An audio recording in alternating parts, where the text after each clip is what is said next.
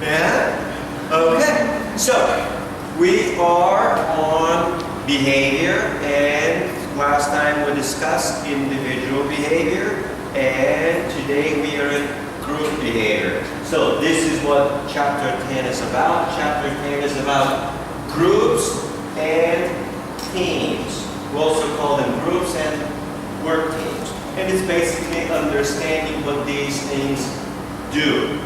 Yeah, this guy will be waiting. Alright? He's going to be waiting. Alright, so define what a group means. So, what is a group? And describe the stages of group development. So, what is basically a group and how the group evolves, how a group develops.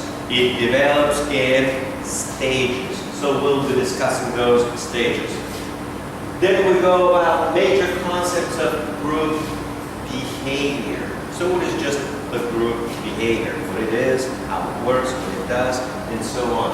And then how groups are tuned or turned into effective teams. So what's the difference between just a group and an effective team? So essentially, what's the difference between a group and a team?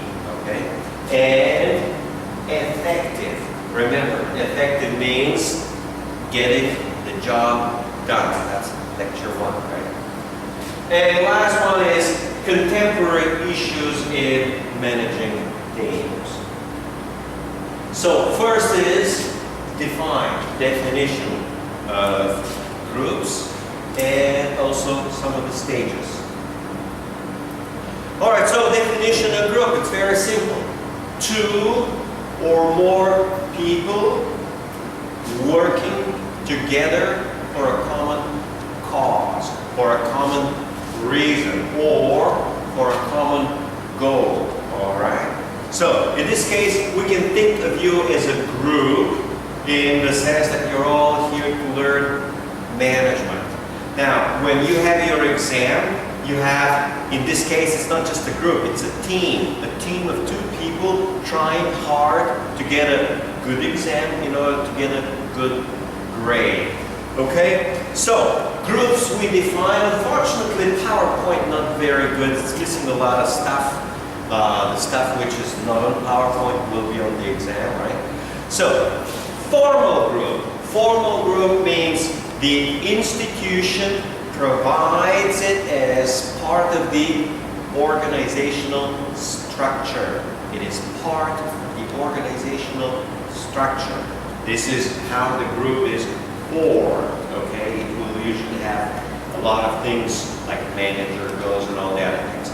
And you'll have an informal group. An informal group will not have any particular structure. It will not be structured. But nevertheless, it will be formed, okay? And sometimes groups can actually form based on friendship. They like each other. Or, as I mentioned before some time ago, a group may form simply because all they like to talk about the stock market, so they're into investments. Or maybe a group will form because they're all into fitness and health. They all want to go to the gym and all the other things, okay? So they form a group who want to be, let's say, healthy or want to have big muscle, maybe. So these are informal groups. Informal groups, we sometimes call them, and we more appropriately call them social groups. Social groups. Alright? This is what you do when you go outside after class and have these so-called social activities, right? A social group could be, let's say, a band of musicians with the guitars or whatever the music they're playing. So these are all groups which are social. So, we may have examples, and these are, again, formal. Keyword is formal work groups. You know, you're all experts in the informal group, but the formal groups are more interesting. That can happen at work. A formal group, number 1, will be a command group. So, this is a group determined by the organization chart. Again, the keyword is organization chart. Okay, so they are part of the structure, okay, and composed of individuals who report to a given manager. So you got the org chart, and they all report to one manager, to a given manager. All right? Now that's just the command group. You have a task group. Well, sometimes they call it more like a task force. Honestly, I don't know the difference. Probably there will be some management experts who can tell, oh, there's a difference between task force and task group. But here's what a task group is. Individuals, not necessarily on the same command, usually brought together to complete a specific task. Usually they have a specific job. Sometimes we say they have a specific project to do. The task group here is, let's say we have, for example, final coming. And for the final coming, we professors must submit our final exam for approval. Well, they'll form a special group of professors, maybe 3, maybe 5, okay? And these 5 professors will review the final exam, and if they like it, and they say approved. Or if they don't like it, they say rejected. We don't like this, this, and this, and you fix it and submit to us again, okay? So this will be a task group, and their task is to review the final exams for appropriateness. That the exam is good, the exam is hard, the exam is appropriate, okay? And here's the key, once the job is done, the group is dismantled, meaning the group does not exist anymore, and it will be, maybe with other people, reassembled next semester for the next midterm about 2 or 3 months from now, okay? So, you put them together, they get the job done, when the job is finished, everyone's back to whatever they were doing before. So that's a task group, okay?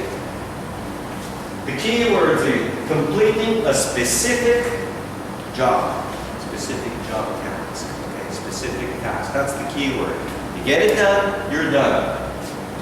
Next one is cross-functional team.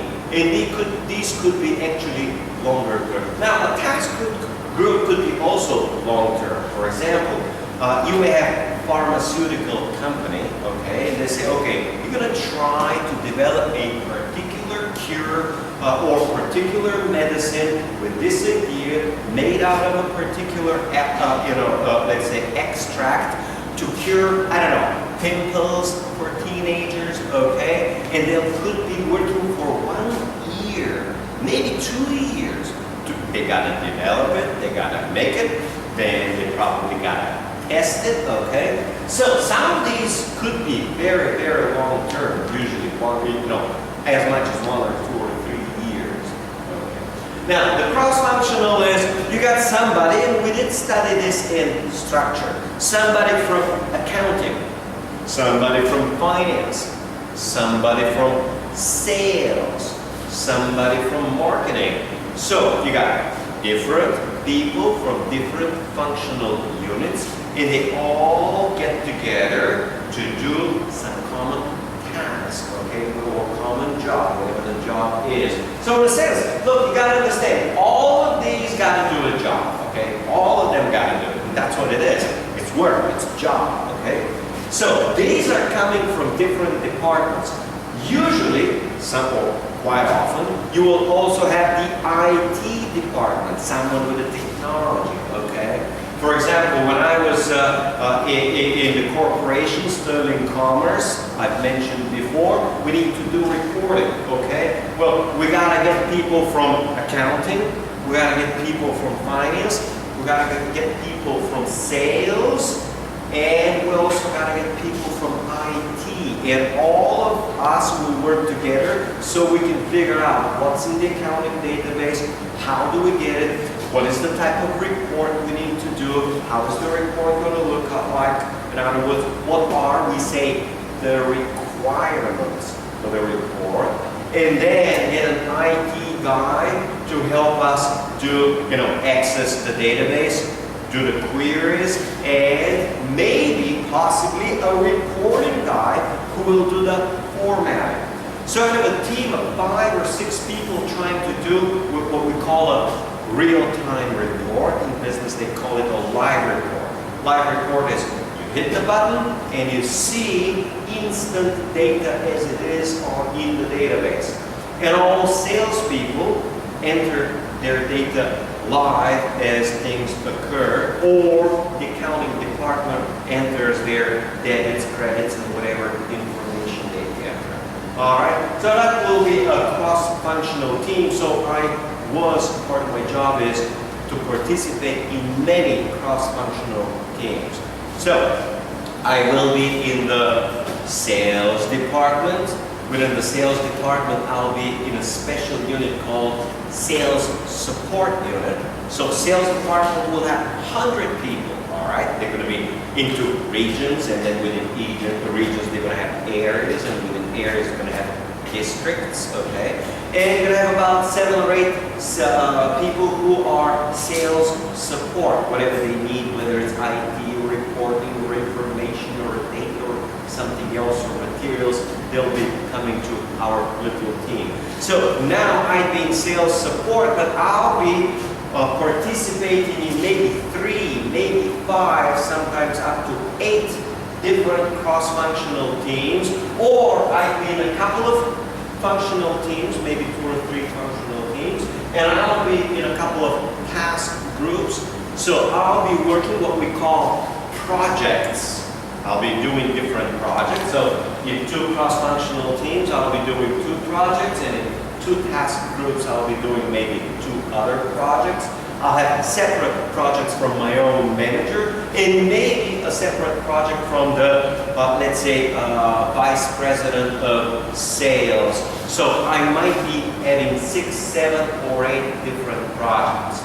And the idea was, I know what I'm doing and how I'm doing. I usually go to the boss, 2 things. When 1, I have a problem and can't get something done. Or 2, I go to my boss asking about prioritizing. Hey boss, I gotta work this, and this, but I don't have the time and abilities to work all 3 at the same time and get them done. Which is the most important? I should work immediately as highest priority.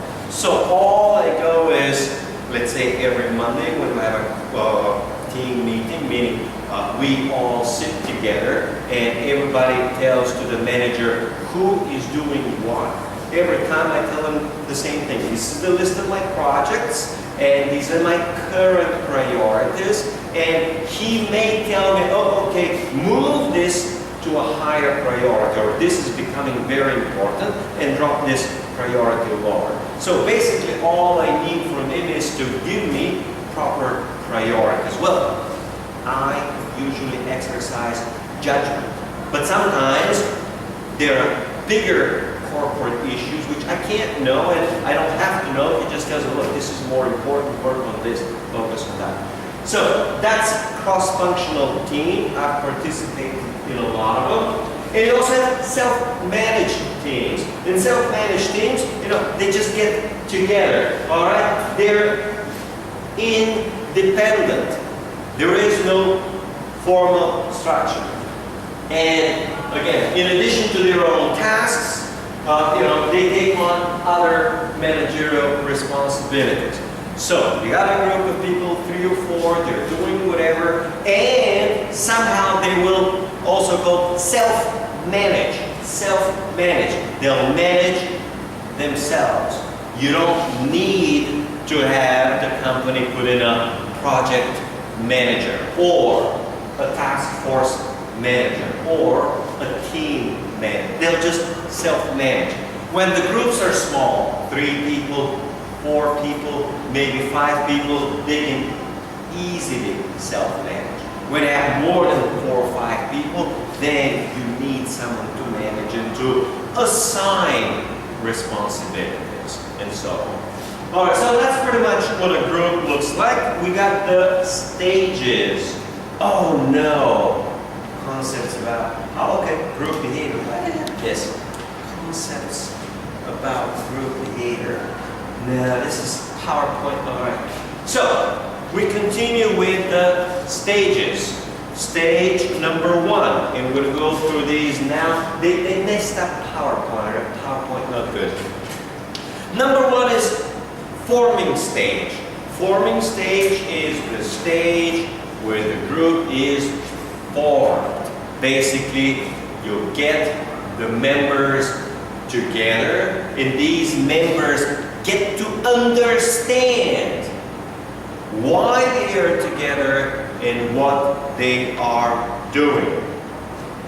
So here you got basically people joining the group. You just join. You become member of the group. Nothing special. And the second part here is you define the goal. Well, why are we here?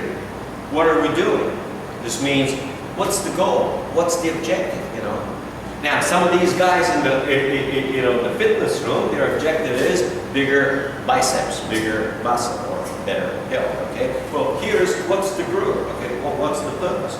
And I just gave you an example. Purpose for that group I mentioned was to review that final exams match the requirements of the course, okay? And that the exams are good and appropriate for the level of this university. In other words, the exam must not be too easy and it can't be too hard, okay? Just like a meal, it can't be too cold and it can't be too hot, all right? So you gotta see what's the objective, and we need to understand what's the structure. Who is responsible for what and who's managing, in other words, leadership. So let me repeat. Number 1 is joining, then purpose, structure, and leadership. So that's the first stage, forming. Second stage is called storming.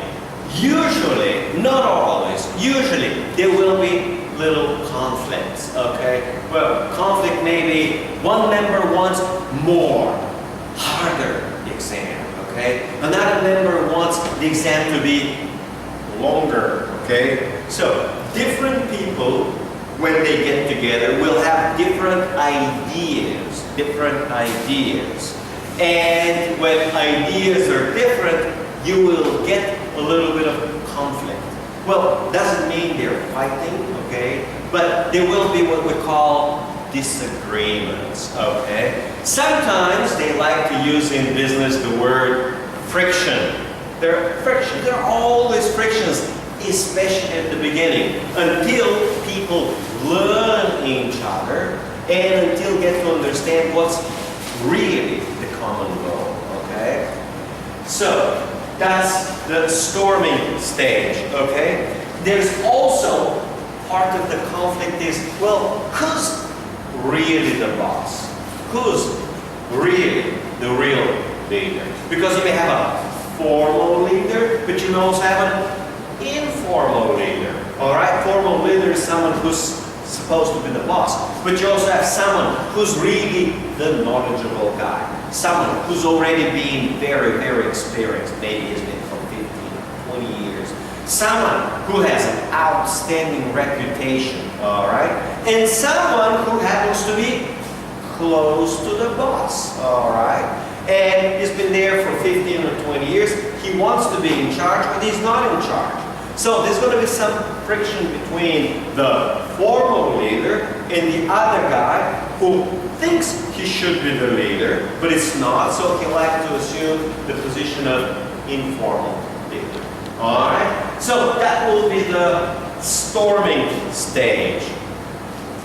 Norming stage means that the group will develop its own norms. Norm means appropriate, acceptable behavior. So appropriate, acceptable behavior, and again, which is expected from all the others and which is expected from other members. All right, like coming on time for the meeting, like discussing openly or honestly, or challenging each other. It depends on what the situation is. So this is the norming stage. This is where we say the relationships, people form relationships between each other. They get close to each other, and maybe we need to write a word for you to translate. The group becomes cohesive. Cohesive. So, cohesive means that the group is tight. People have common opinion. They can work together, and maybe let's try this word. They work together smoothly, and smoothly means without conflict, without friction. Okay, so that's the norming stage. Here you get common expectations. You understand what's expected from you, and at the same time, you expect things from other people. And everybody understands what's expected from them and what's expected from the others. Expectations are very, very, very important. Early on, when I was working here in my week 3, week 4, week 5, I had difficulties trying to understand what's exactly expected from me. Am I expected to do this or that? Am I expected to give you an extremely hard exam? Am I expected just to give a free grade to everybody? Or am I expected just to fail every single student that is not good enough? Okay? So, am I expected to enforce strict discipline, meaning they don't come to class, we lock the door, right? I had hard times understanding exactly what the expectations are from me. Well, it happens for anyone who joins a group or who joins a team in this work, or who joins a new workplace. In any time, what you need always to do in any type of group is always to set expectations straight. And if some people don't like it, they can say, hey, I don't like it, or I don't agree with it, or they just leave the group, okay, whatever the story might be. So here, you got the key word is friendship, close relationships. And then you got the performing stage. And the performing stage is actually the time or the stage where the work gets done, okay? When people are productive, when they're doing what they're supposed to do, when they're doing what they actually got together to do. They do the job and they get it done. And this is the stage where they're most productive. They are, at the same time, from chapter 1, very efficient and very effective. So here is where you get all the efficiencies, all the effectiveness, and all the benefits from the group. Okay, that's what it's all about. That's why they are together. And then you got a journey. And a journey is a little misleading. It actually means two things. It can mean to disband completely. There was a group and the group doesn't exist. And it's not likely to be set together. But it may be adjourning, and to adjourn means you disband temporarily, but you know and expect that they'll join again later, at the later stage. And that's the perfect example which I gave you about the finals. The group will get together, they'll review all the finals, they'll reject, approve, do whatever they're supposed to do. And when the finals are over or begin, the group is adjourning until the next midterms of the next semester, about 2 months from now. So up until that time, again, they may be friends, they may talk, but they won't have any real work to do. They won't have any real meetings, they won't have any real stuff.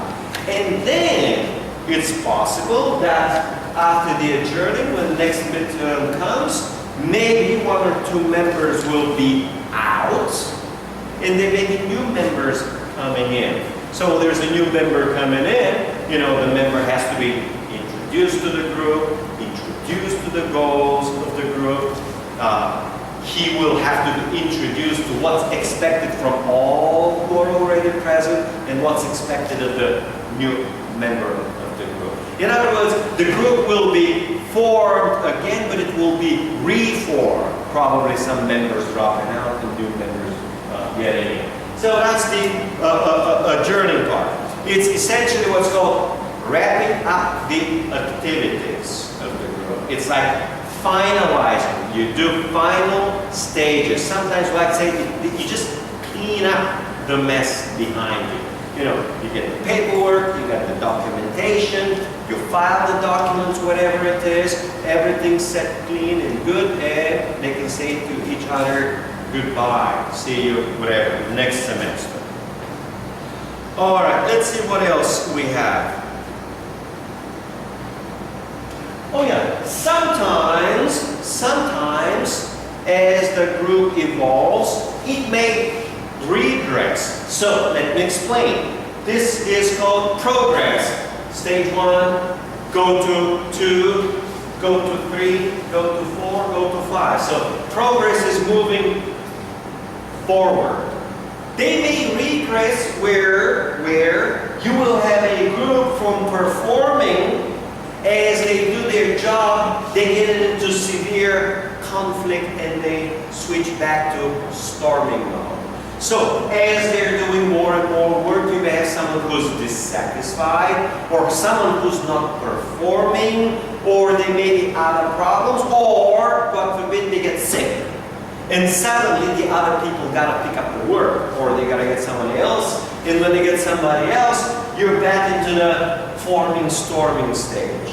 So, as the work groups and evolves, they may actually shift 1 or 2 stages or phases back, and they gotta rework. Of course, if they've gone through here in about 2 weeks, okay, then they go in 2 days here, and then get back to stage 3 and 4 a lot more quickly.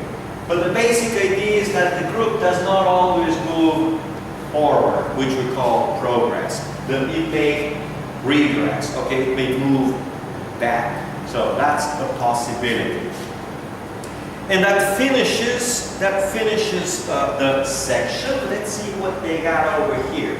All right, stages of group development, which we call the evolution, the stages. This is what I've been covering so far. And then I got group behavior. You know, they got these stupid PowerPoint slides. Let's see what's next. All right. PowerPoint, not good, guys. All right, you guys want to take a break or continue? Continue. All right. Section number 2 is group behavior. And part of group behavior, number 1 concept is called a role. Everybody, usually in a group of 3 or 5 or 7 people, has got a role, okay? And the role is behavior which is expected from you. What is it you're doing as part of the group, okay? Why are you part of the group? So how do you contribute? Now, in the cross-functional groups, it's very easy to see the role. The IT guy's role is to provide IT support. Access to the database, the login, the password, the software, all the permissions, the security, whatever that might be, the networking stuff, all right? The role of the sales guy will be, unlike sales analyst, to tell what do we need to do? What is the report have to show? It's got to show by different region and by different product what are the sales currently for the month up to date. So up to date we want to see for each product group, we got 4 families of groups, and for each region, how each region is doing for each product. You say, well, what information do you need? Well, I gotta tell them, we need this information, number of sales, we need the average sale size, we need, of course, the most important is the total number, what's the total, okay? And I just tell them what we call the business requirements, the report requirements. What really needs to get done, okay? And then the finance guy says, okay, we have this information here, and we have this information here, and we got this information there, okay? And then I got what's called the reporting guy. And the reporting guy will say, well, how do you want it? Do you want it page like this, which is landscape, or do you want it portrait? Well, what kind of table you want? Do you want this type of table, that type of table? Well, do you want any chart? Well, do you want a pie chart? Or do you want this chart, or do you want that chart? Or do you want to have a chart and underneath the data? Well, how do you want the report to be formatted, the formatting part, all right? And then how do you want to access the report? It's going to be on the web, it's going to be how? Do you want it printed out for you every Monday, okay? Or usually the big boss says, oh no, I want to have a link, a shortcut on my desktop. I want to say reports. When I double click on it, when I want to click, I double click, and it opens the report for me in real time, okay? And it says I want to do this whenever I want to do this, whenever I want to click on it, all right? So you get all of these requirements. So the idea of that is that each person has a specific role, and that role includes expectations. Okay, what is expected from me? In other words, I should know what I'm expected to do. Now, sometimes a person in a group. All right, let me get this. Sometimes a person in a group may have what's called multiple roles. You have 2 roles or 3 roles. All right. For example, you may have, let's say, the guys in the fitness, that's not a real job, they're all trying to pump bigger muscles. And one of the guys may be, let's say, part of the group doing whatever things, but he may have a special role and expertise in nutrition. I mean, should you eat 3 eggs, or 5 eggs, or 7 eggs? Should you eat the eggs before the workout, or after the workout? Well, should you eat them cooked? Should you eat them boiled? Should you eat them fried? Or should you eat them raw? And if you eat them, should you eat the white and throw the yellow of the egg? Or the opposite, you should eat the yellow and throw the white, okay? And if you have dinner, it's got a big steak. Should it be with rice, or it has to be only with salad? In other words, you will have a guy who will do whatever is in the group, but he'll also be the expert on the, let's say the expert on the food. And another guy might be an expert on some other type of exercise, okay? Some other guy might be expert on methodology. So sometimes a person may have 2 roles, maybe 3 roles, maybe 4 different roles, okay? For example, if the group is doing something, they may have a role, somebody may have accounting, may have a role in whatever, but he will also have the role of writing up the report, the final report for the group. Another one may have a role of documenting the activities of the group, okay? So you could expect someone to have 2 roles, 3 roles, maybe more, 4 roles, okay? So you may have, well, you will have, as I explained, role expectations, and you may get what's called a role conflict. Role conflict usually means that someone likes a specific role and someone else wants the same role, and then they get to argue about that particular role, okay? Or role conflict where, someone says, oh, I got 3 roles and the other one got 3 roles and the other got 2, and nobody wants to take this particular role. For example, you need someone to take notes of the meetings, okay? And someone has to do it, but nobody wants to do it, okay? So, what do we do? Oh yeah, how about another role in here? We're a nice little group here, right? And we need usually the role of a camera girl, right? And nobody wants to take the role, right? We don't have anyone to go on. So we may get this little problem of, well, are you going to be on the camera or are you going to be on the camera? Well, in my particular case, I got 2 other solutions. Number 1, I can just point the person. But number 2, what we try to do is rotate the role. Okay, well, he's done it 3 times. Now you've done it. Well, after the break, we're going to get somebody else who did not do it before. Well, last time he did it, I remember. So, what we try to do is every person try to get the role of cameraman or camerawoman, right? So, that's example of a role. Now, my role usually is to teach, right? Wave. So, roles. Let's see what else we got. Next concept, so number 1 is role. Number 2 is norm. I already tell you a little bit about the role. These are the acceptable standards. So this is the standard that are shared by the group members. Alright? So, norm. Here, we don't, hit each other on, with a hand on the shoulder. But if we're in the gym, alright, and we're pushing and lifting up, when the guy does 10 reps real hard, you say, good man, and you hit him on the shoulder, okay? It's okay. There's nothing wrong with that. But there's nothing wrong doing this in the gym, alright? In the gym, not here, alright? So, you have what is norm, comes from normal. What is normal? What is acceptable? What should be the behavior? We call it a standard, behavioral standard. Now, the typical norm here is that students can be and shouldn't be, at least in academia, late more than 10 minutes for class. So, now one way to enforce the norm is lock the door 10 minutes after class. Right? So that's example of a norm. Another norm in this class is not to talk, okay? So before, I just warned you, okay, no talking, no talking. Now we make more of enforcement. Okay, you guys separate, right? You guys separate. So I am developing also, well, we know what the norm is.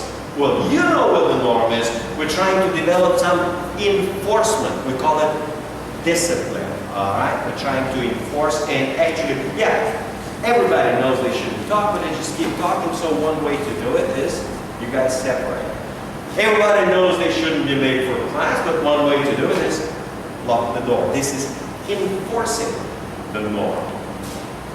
All right, so norms again, in business type environment, they dictate what's the output level. They dictate the productivity. They dictate the requirements. They dictate a lot of things. Let's see what else we got. Absenteeism. They dictate, how much you can be absent. They dictate the presence. They dictate how much you can be late. All right. So they dictate the overall behavior, and which means 2 things: the things you should do and things you shouldn't do. Like, it's a common norm here that we don't have students sleeping during class, all right? You can sleep during the break, right? And you're just dozing, right? A little, like that. That's okay. All right, so what else? Other types of norm include dress. Well, of course, we should have pants, but can't really come with shorts to class, right? It's not the beach, right? It might be Phuket, but it's still not the beach. It's still a classroom, right? I mean, here we gotta have some sleeves at least, right? Here we got at least got a little bit of that. I mean, we can't just. So same for students. You know, many of you will actually have to have a tie. And that's part of the norm. Okay. Uniform is part of the norm. Sometimes we'll call it, they usually in businesses to call it dress code. And dress code is how you are expected to clothe at work. Now, the difference between dress code and uniform is that uniform is uniform. It has to be white shirt, that's it. It has to be a skirt, no more than 5 centimeters above the knee, right? And no more than 5 centimeters below the knee. So the skirt must be straight to the knee. Maybe 5 centimeters higher or lower, no more, no less, all right? So that's uniform. Uniform says, these are the shoes that you have to have, all right? Well, in a dress code, you don't get so specific. In a dress code, you say, well, you gotta have proper pants, or what we call in the business world, you gotta have khaki. Khaki, you will see what khaki means. Let's try and write it. Most people will know. You will khaki. So they say, well, you gotta have khaki. All right. Then they say, oh, you gotta have formal shirt. But sometimes they say, oh, you can have what's called a golf shirt. A golf shirt. You know, everybody knows what's a golf shirt. All right. So khaki and a golf shirt. Okay. Well, part, of course, of the dress code, and there's no doubt about it, you gotta have socks. I mean, you can't come without socks. Well, guys must have socks. For girls, maybe not, right? Again, dress code will detail. It may say women must have, you know, closed-toe shoes with socks. Or they say it's okay to have open-toe shoes without socks. I mean, it will provide a detail, okay? But it will not tell that the color of the shoes must be black and all the other details, all right? So it provides a guideline without being very strict. Another part of dress code is must have hat or cannot have hat, all right? All of those little things. Let's see what else. Also, loyalty. Usually a group expects you to be loyal. It's part of what you're doing. And the key is, part of the norms is effort and performance. Part of the norm is effort.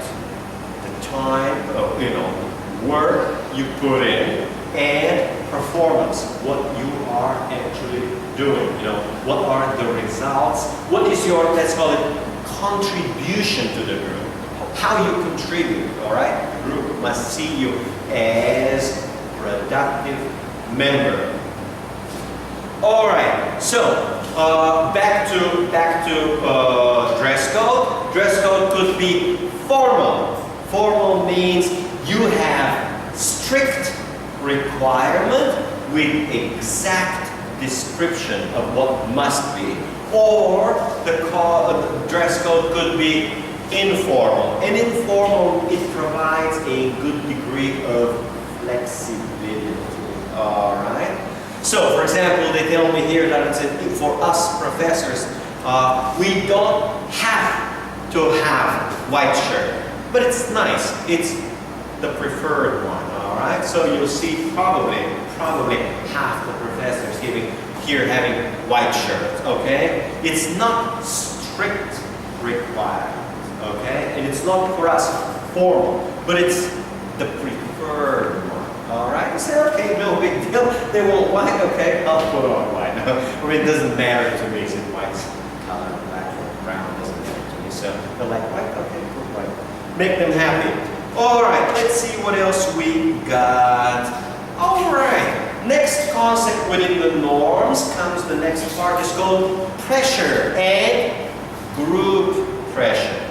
Group pressure usually means that what some people expect others and they push them to do. All right. It's actually in Asian culture and in Asian societies, group pressure is a lot more efficient and effective of achieving goals than discipline. Discipline isn't usually going to do. For example, I can't really make anyone study accounting or whatever by telling them or by basically, let's say, scaring them that they will fail with a threat. But it's a lot easier if you got a study group of 3 or 4 people who usually study together. Then they say, okay, we got to sit and prepare for management, and then it's, and they get to force each other to do part of the work or to contribute to the work. So you got what's called group pressure, and group pressure is when members of the group try to make someone from the group to do what they're supposed to do, or to behave they're supposed to behave.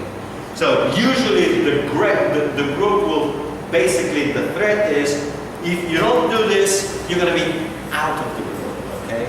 We're not going to be anymore a member of the group. And for some reason, that person wants to be or likes to be a member of the group. So that's group pressure. It's the threat of exclusion.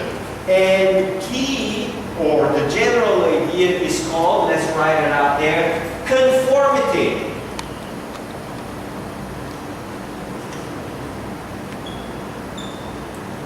Conformity. To conform means that you are effectively forced to behave the way you're supposed to behave. Alright? So, an example of conformity is you have all the guys, let's say 6 guys in the gym, and they're all pumping iron, right? And they all do what's called the bicep curl. So, if everyone else is doing 10 repetitions, you're expected to do 10. You can't just do 6, alright? You gotta do 10 because everyone else is doing 10, alright? And if everyone's doing 3 sets, you also gotta do 3 sets. You can't just say, oh, I'm tired, I don't feel good. No, you came with us to exercise and to pump iron, okay? And to pump your muscles. You will do like everybody else, alright? So here you got what's called a group pressure. And even though the guy doesn't like it, he will do the last 4 repetitions because everyone is doing 10 and everyone is expecting you to do 10. Now, you may get an informal pressure, that's not in the workplace, where you guys go out drinking and everybody's doing 3 beers. You can't just do 1, right? I mean, yeah, they say, no, I'm driving the car, so, you're not, you will do only 1 because you're the designated driver. Or quite the opposite. When you have a group of 6 or 7 people, and everyone drinking and everyone wants to drink, they'll force one and say, no, you're not going to be drinking because you will be driving us back home. All right? So they'll put a pressure on that person not to drink, and they'll be watching him not drinking, all right? Even though he wants to drink because he's going to be driving back. Of course, so he's going to have the role of designated driver. Okay, you're going to designate means he will know beforehand that he's going to be the driver, and because he's going to be the driver, he can't drink, all right? So it spoils the party for him, but he knows he will not be next time. The next time somebody else will be the designated driver. All right, so group pressure, conformity, we got this one. Next concept number 3, yeah, we got a few more to get finished. Next concept is called status. And status is how high or how low you are in the group, and the respect that you get. What kind of respect you get. All right? So this is the prestige that you get. Prestige. All right? Right? Prestige. Prestige. Prestige basically means how much others respect you. Okay? Let's say, so this is the prestige, your position and your rank, how high you are. Okay? How high you are. So that's the status. And a group may have a status hierarchy. Okay? You got a little group and one is the big boss. And then he's going to have 2 others around it. And then you have 4 or 5 followers. Okay? Sometimes we call them cronies. Alright? So, you may have a status hierarchy or status structure within the group. That's perfectly normal. Okay? And status will obviously be a main motivator. Status provides the motivation for many people to get more respect, to get more this, to get more of that, okay? Where others will do what you want them to do. So a lot of times, status means a lot to the person, especially in a group. It can mean way more than money, all right? And you, especially as teenagers or close to teenagers, you understand even more your role when you have your little groups, who's most respected, who's not respected, who's got a high status, who's got a low status. You, especially as young teenagers or in your early 20s, more than anything, you want and need status amongst your friends. Okay? And sometimes you may leave one group of friends and go with another just to gain a better status and more respect. All right, let's see what else we have. Now, status will sometimes depend on your age. It will depend on your skills. It will depend on your knowledge. It will depend on your experience. But sometimes it will depend on your muscle. Are you a big guy or a little guy? Are you having big muscle or small muscle? Okay? It may also depend on your tone, on how you speak, okay? So, on your behavior. So, status can depend on a lot of very many things, okay? Let's see what else we got. And next one applies to everything, to every group, is size. So, number 4. So, let's repeat again from the beginning. Number 1 is roles, and everybody in every group, you got a role. That's number 1. Number 2 is norms. You always got a norm, and norms force everyone into conformity. So that's number 2. Number 3 is status. Number 3 is status. Let's see, they got this stuff individual conformity. Yeah, they just got this a status, right? Who's going to get the crown jewel, right? Whatever. So that's number 3. And number 4 is group size. In group size, you'll have basically small groups, you have mid-sized groups, you got large groups, okay? So small groups are usually very, very, very efficient, okay? Large groups are usually good for diversity, okay? When you want or you need diversity, okay? And one key idea, which is part of the previous one, is in a small group, you don't have what's called free riding. Free riding is someone sitting in the group and doing nothing and trying to get the benefit out of the group. You all should be familiar here with free riding because we all do exams in pairs. And when we do exams in pairs, what really happens is someone in the team, because you're a team of 2, could be very good student, and the other person could be not so good student. And the one who's not prepared will free ride, means he's going to get a free grade based on the better student. All right? So that's free riding, is getting the benefit from the group without the necessary contribution. All right? That's free riding. They call it also in social science, social loafing, all right? You're trying to get something for nothing out of the group. So that's usually a problem. So the bigger the group, the bigger the problem of free riding and also of conformity. If it's a small group, it's very easy because everybody sees who does what and everybody understands everybody else's role and everybody else's expectation. And it's easy to enforce conformity and to get rid of free riders or to lower or eliminate free riding. Okay? Well, in our case, we eliminate free riding on the midterm, where everybody's got to work alone, all right? And on the final, all right?